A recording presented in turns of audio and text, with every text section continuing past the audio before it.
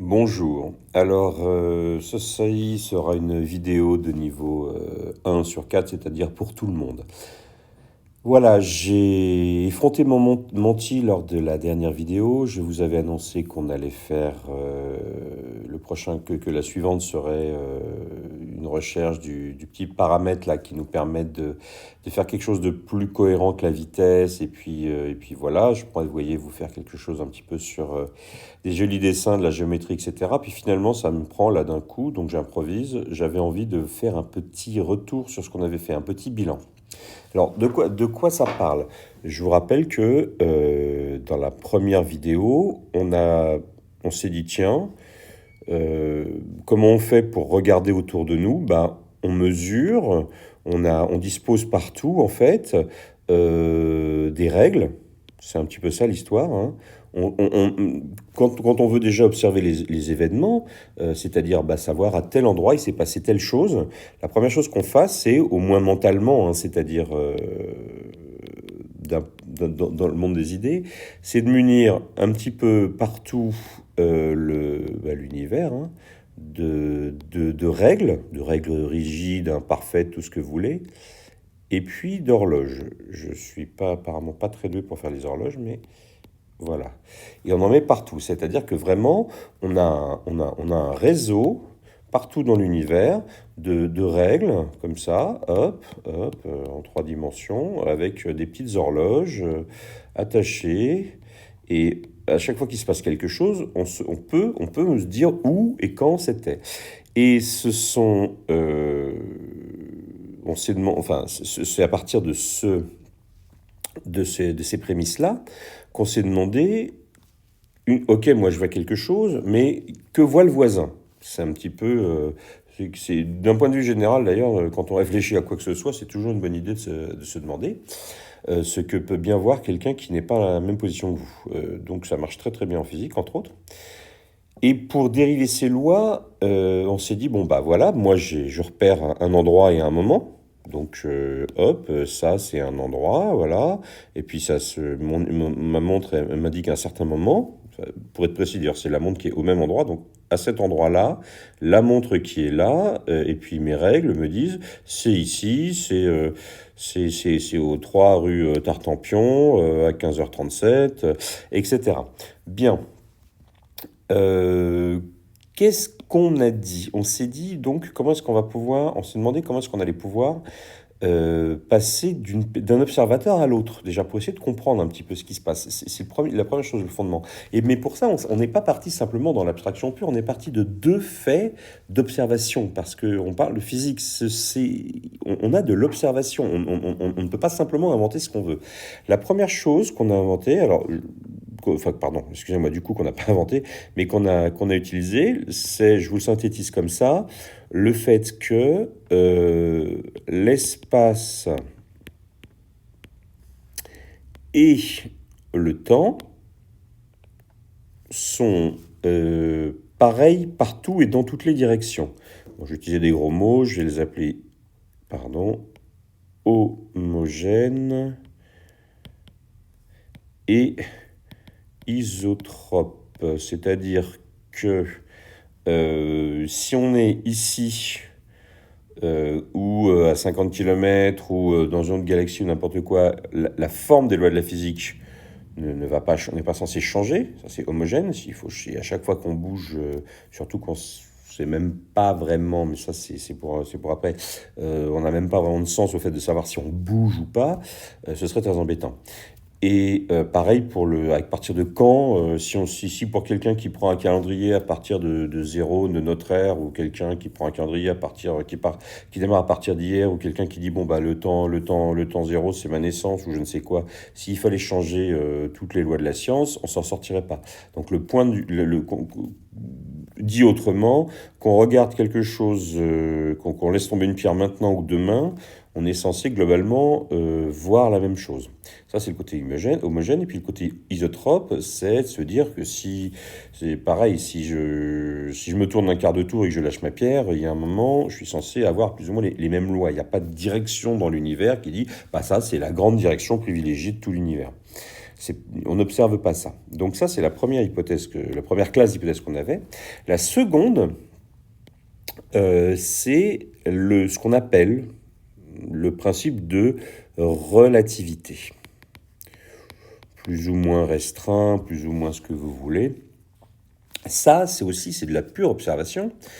Qu'est-ce que ça signifie? Ça signifie que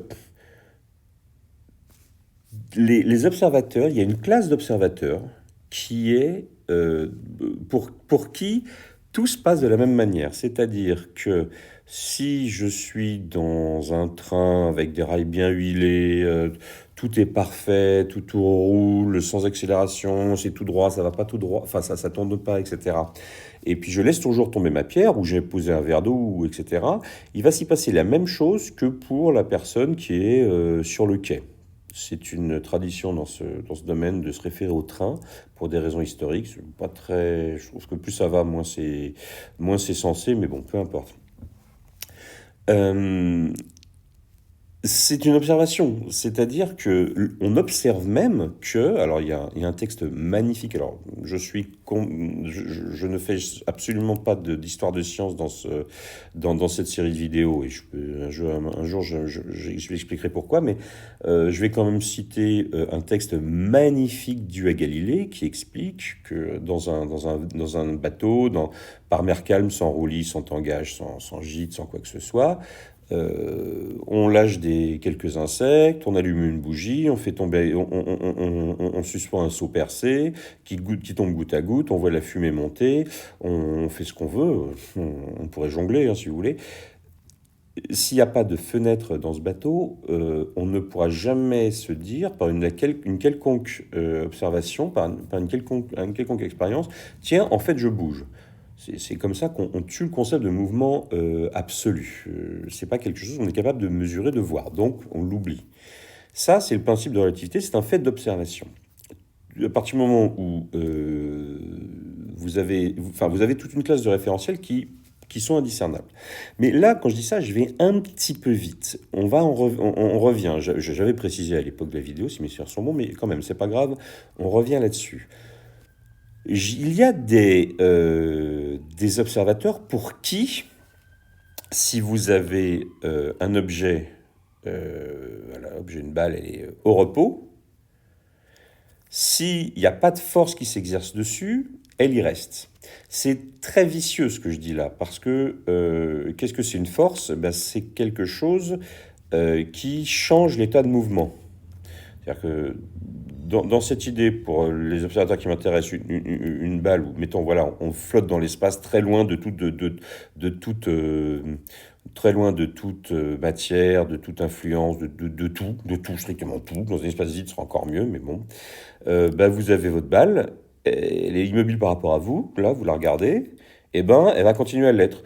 Ou alors, si elle bouge avec un certain mouvement, elle va continuer tout droit, à la même vitesse. Voilà, toujours. Ce qu'on appellerait l'inertie. Mais on va pas essayer d'ouvrir pas toutes les boîtes de Pandore d'un coup. Là, c'est quand même très autoréférent, c'est circulaire comme définition. Parce que moi, je vous dis, par contre, si il y a une force qui agit dessus, elle va se mettre à faire des trucs. Et qu'est-ce que c'est qu'une force ? C'est ce qui change la direction de la balle, justement, sinon devrait aller tout droit. C'est-à-dire qu'un référentiel d'inertie, c'est soit...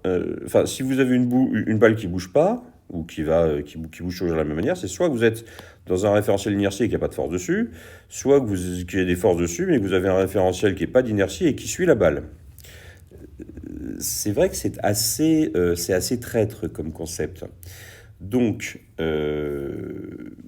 on arrive quand même à analyser un petit peu ça. Il y a des types de forces. Par exemple, si vous avez des objets chargés, on n'a pas encore parlé de charge électrique, mais des objets chargés différemment vont bouger de manière différente.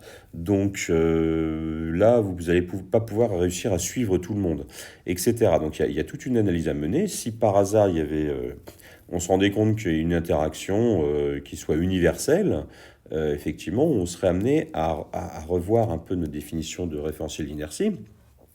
C'est un léger spoiler, ce que je viens de dire là, mais en tout cas, mettons qu'on en ait un, quelque chose qui, voilà, je suis là, j'estime qu'il n'y a pas de force que je comprenne qui agit sur quelque chose, et ma balle, elle reste là, ou alors elle bouge toujours de la même manière, c'est-à-dire en ligne droite et à la même vitesse. Bah alors, il est facile de se convaincre que n'importe quel autre référentiel système, n'importe quel autre observateur qui bouge à une vitesse uniforme par rapport au premier, euh, eh ben, il va voir la même chose. Il va lui aussi voir la même balle euh, aller, soit ne pas bouger, soit aller à une vitesse constante. Pas la même, mais constante. Donc, on les voit, c'est l'observation. On voit des référentiels d'inertie, ou des référentiels en tout cas facilement qui s'en approchent. Par exemple, le référentiel lié au sol, hein, là tel que vous êtes par terre, sur un temps très court devant une journée, devant une année, devant etc. C'est un référentiel d'inertie à une excellente approximation, par exemple. Bon. Donc, ce qu'on a dit là, ici, dans cette histoire de relativité, le principe de relativité, on a dit que toutes les lois de la physique allaient être les mêmes dans une classe, pour une classe d'observateurs. Ces observateurs-là, ces observateurs inertiels, pas ceux-là, pas ceux-ci, pas ceux qui bougent dans tous les sens. Du coup, on a toute une classe de référentiels à partir de laquelle on a écrit donc ces deux conditions, et donc dans la première vidéo, on tire simplement le fil et on en déduit comment sont les instants les instants et les endroits mesurés pour un autre pour un observateur quand on sait ceux mesurés par un autre observateur.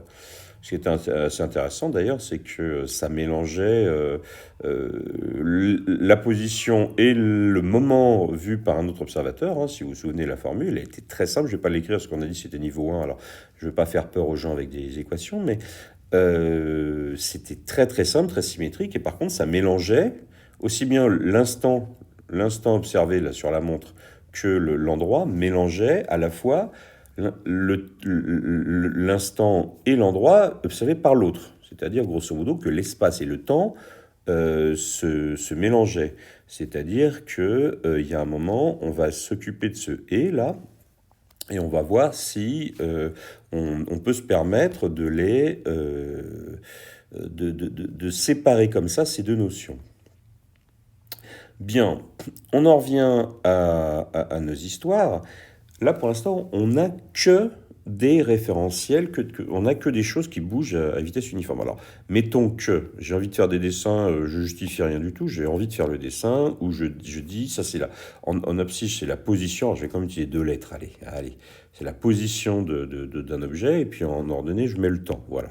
Plus on va en temps, plus le temps avance, plus ça monte. Et puis, alors un objet qui bouge pas, par exemple, un premier objet qui bouge pas, il part d'ici, et puis bah, il reste comme ça, il reste toujours à la même position, et puis le temps avance. Bon, un autre objet qui bouge, mettons à une vitesse constante, le temps avance, et puis lui, il va vers la droite. Un troisième objet, lui, il part à un moment, il part de là, et puis pendant que le temps avance, il va vers la gauche, puis il s'arrête, il revient vers la droite, puis il s'arrête, il revient, bon, il fait des trucs. Tel qu'on disait, nous, là, à la base, on ne pouvait s'occuper que de ce genre d'objet, de cela. Lui, là, on ne savait pas trop quoi en faire. On dit qu'il est accéléré. Alors, est-ce que nos principes là, qu'on a mis en place peuvent traiter l'accélération? Alors, contrairement à ce qu'on entend parfois, oui, on peut parfaitement traiter l'accélération. Comment on fait? En fait, on va dire que pour comprendre ce qui se passe dans mon objet rouge, là, je vais me dire que c'est un petit peu... par exemple, il va de l'objet rouge, allez, on va l'observer de là à là. Voilà, on va essayer de comprendre ce qu'il fait dans sa trajectoire. Bon, déjà, c'est un peu comme s'il se déplaçait comme ça. Bon, c'est un petit peu grossier ce que je raconte là. C'est déjà un peu plus proche de dire qu'il pourrait se déplacer puis comme ça, en ligne droite pareil, donc mouvement à chaque fois uniforme, puis comme ça, puis comme ça. Et puis, je pourrais être de moins en moins grossier, et puis aller dire que là, j'ai un petit bout de mouvement rectiligne uniforme, là, c'est un petit bout de droite, là, c'est un petit bout de droite, là, c'est un petit bout de droite, là, c'est un petit bout de droite, c'est un petit bout de droite, c'est un petit bout de droite, etc., etc., etc. Et être de plus en plus proche de ma ligne, jusqu'à me confondre complètement avec elle. Alors, parfois, il y a des propriétés qu'on ne peut pas extrapoler, même si on approche comme ça une courbe avec des lignes droites. Enfin, disons certains objets avec des lignes droites, et puis bon, on ne peut pas vraiment conclure. Là, en l'occurrence, bon, ça marche très bien. On peut suivre, notre objet accéléré avec nos lois, avec un petit peu de technique mathématique, mais ce n'est pas le sujet. En tout cas, on peut le suivre. Il est accéléré. Par contre, au moment où on fait ce qu'on a fait là, au moment où on fait là nos petites approximations de plus en plus fines jusqu'à ce qu'elles soient infinitésimales et qu'elles suivent parfaitement la ligne. C'est-à-dire, pour parler de manière enfin, ouais, pour le dire autrement, notre objet qui se balade un peu comme il veut, à chaque instant infinitésimal, là tout petit, à chaque instant, on considère l'observateur, le référentiel, qui serait au même endroit, avec la même vitesse, et puis qui continuerait tout droit. Donc ce serait une sorte de référentiel d'inertie, hein, comme on voulait, mais instantané. D'accord ? Un petit peu comme vous connaissez certainement, même, enfin, là on fait pas de maths, mais la notion de tangent, quoi. Quelque chose qui vient juste toucher, quoi. Une petite touchette, là, hop, et qui repart.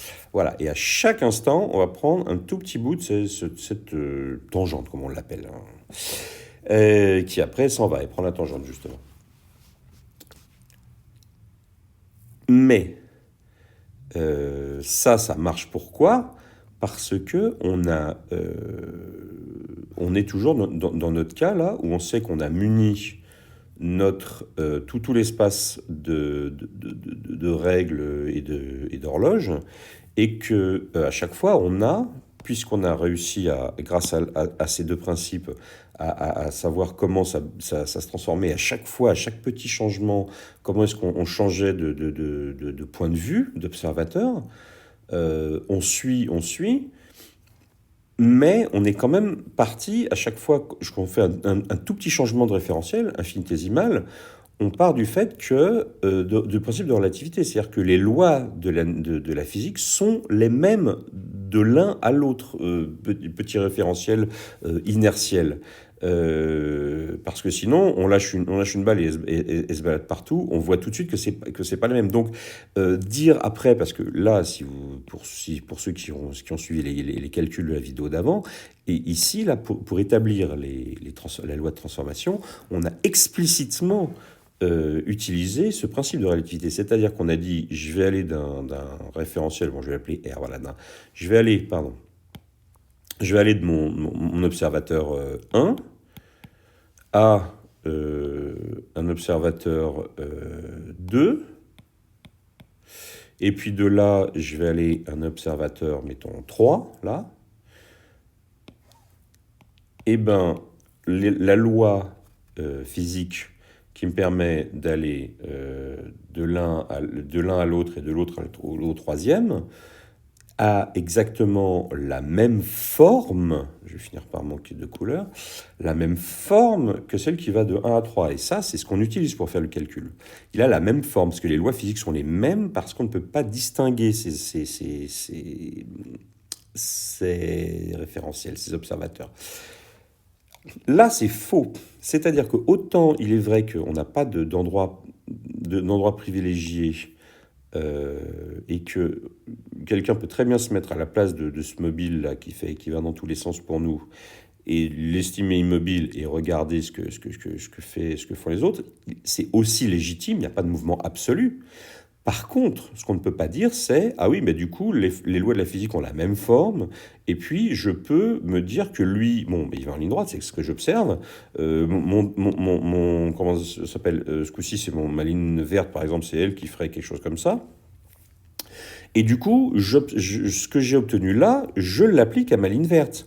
On n'a aucune justification, aucune légitimité pour dire bah, tous mes référentiels comme ça, qui zig et qui zag, sont équivalents. Ils ont les mêmes formes de la loi physique, ce qui est parfaitement faux. On le sait. On le sait que la balle qui se balade, elle aurait n'importe quelle forme, n'importe quelle trajectoire. Donc, je peux appliquer ce que j'ai fait. On n'a pas de justification pour ça. Donc, la symétrie existe pour dire bah, il n'y a, y a pas de mouvement absolu, donc tout le monde est aussi mobile que n'importe qui d'autre s'il décide de l'être. Par contre, les lois qu'on a tracées, là, elles sont dépendantes de l'accélération. En tout cas, elles ont été édictées dans un concept où l'accélération en question, par rapport au référentiel d'inertie, par rapport au référentiel dans lequel voilà, les choses où on ne touche pas, bougent pas, existe. Alors, il y a une question subtile qui existe aussi, qui est de savoir qu'est-ce qui détermine ces classes de référentiel d'inertie. Qui dit bah, les gens qui, s'ils posent une balle et qui touchent à rien et que personne ne fait rien, vont pas l'avoir bougé ou vont l'avoir bougé de manière uniforme, c'est ceux-là. Donc là, il y a deux types de réponses dans lesquelles je n'entrerai pas aujourd'hui. Mais ça change absolument, quel que soit le fait de savoir si éventuellement il peut y avoir une question ouverte à ce niveau-là, ça change rien au fait que c'est pas parce qu'il est légitime de dire que ça c'est une description du mouvement du mouvement du monde. Hein, je suis rouge donc je ne bouge pas par rapport à moi-même et puis vert il zigzague. C'est une chose, mais on n'a aucune légitimité pour utiliser les lois de changement de référentiel qu'on a trouvées l'autre fois.